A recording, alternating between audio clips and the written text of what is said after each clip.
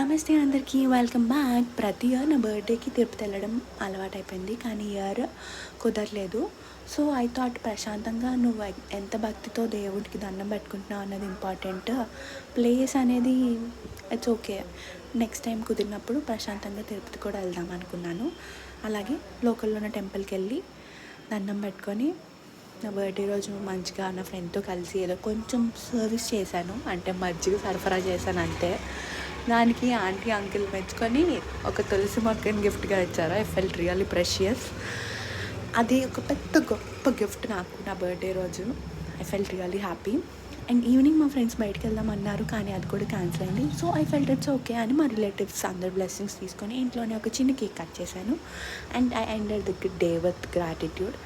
ఆ next Sunday మా ఫ్రెండ్స్తో కలిసి బయటికి వెళ్ళి lunch and soda, ice cream అన్నీ వేసేసాం.